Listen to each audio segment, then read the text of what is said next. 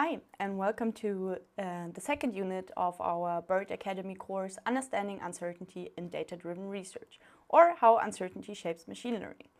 Today, we're going to look at labels in supervised machine learning. And we're going to start simple with what is a label. Just as a short reminder, okay, just let me get my laser pointer so you can follow. Okay, so we have this raw input data together with some labels. Here in our fruit example, we have apples, pears, and lemons. We train the machine learning algorithm to find a relationship between the input data and the labels. And then when we have new unlabeled data, the algorithm is able to predict and output the labels. Okay, this seems very simple. You think, okay, it's obvious the labels are just the fruits. However, oftentimes we forget or ignore that behind a specific task there is always a certain question to be answered. Here, for example, we can have an object detection task where maybe the task definition is which object is in the image. This could be the label cat. However, if you look closely here in the background, we also have like a plant. So we also have to consider how to deal with that. Similar with text detection or hate speech detection tasks. We need a very specific task definition to get the label. Or also in medical scans, it's the same.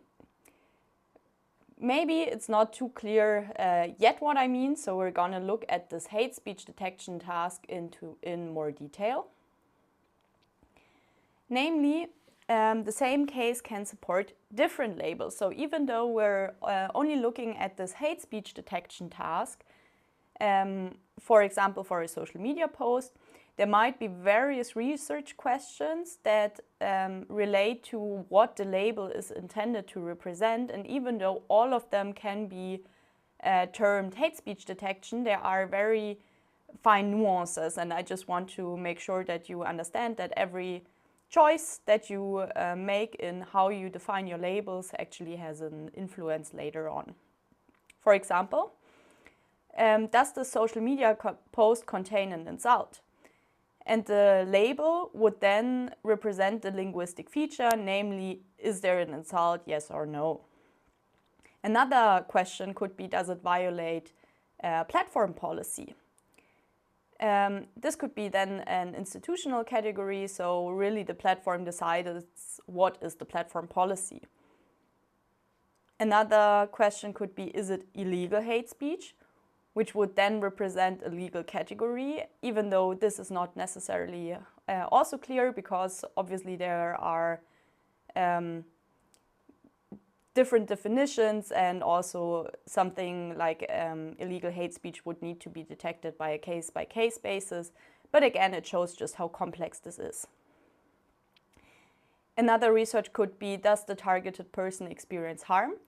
Which would relate to the reported human experience. And depending what your goal is exactly of this hate speech detection, you would need to consider like those different categories.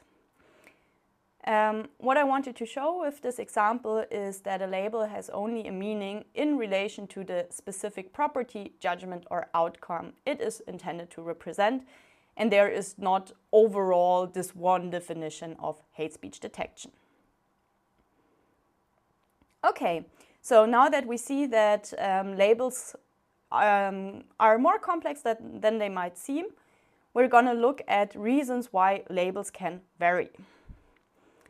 What I mean with this is that maybe we get from different annotators, we collect multiple labels just to make sure we're actually getting the right target represented. And we can see that variation happens before the judgment. And with judgment, I, for example, mean in human annotation, actually the process of the human giving the annotation. But this also works for maybe some kind of sensor data where you automatically collect labels.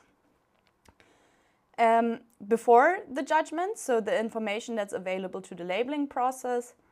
For example, the label heavily depends on the image or sensor quality, because maybe if the quality is too bad, annotators come to different conclusions.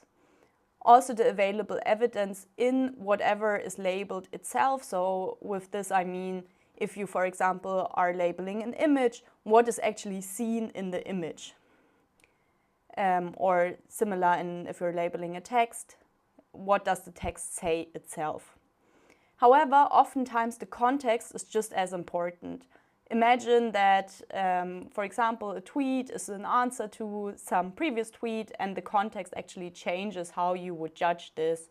Or maybe in the image example, maybe it depends where the image was taken, and if you have additional information, additional context, this could also change the judgment. During the judgment, annotators can have different interpretations, maybe directly relating to what we saw before, like the quality, the evidence, the context. They have various expertises. So, for example, depending on the years of experience you have as a medical doctor, you would give different diagnosis depending on whatever an X-ray image.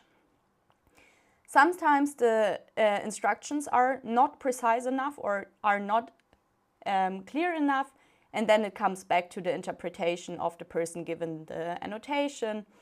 And something that is also been observed a lot is that the attention span of annotators also changes over time, so people get tired, maybe make mistakes, and so on. Okay, once we recorded the label, there is still possibilities why labels might vary later on, depending on how the labels are recorded and stored, whether there is some transcription or coding happening. So imagine someone just writes their label on a piece of paper, and then later on you scan those papers, and maybe their transcription errors can happen. Also, depending on the aggregation that is used, we can maybe have variation. The pre-processing or discretization can also change the labels, or maybe the label definitions change.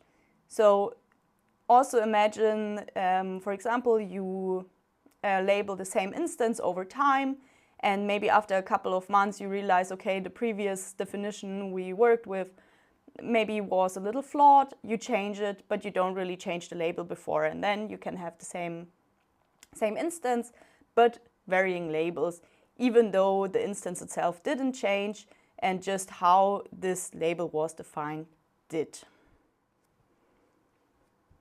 Okay, so now in this session we looked on the definition of labels and why labels vary, funding information, and copyright. Thank you, everyone.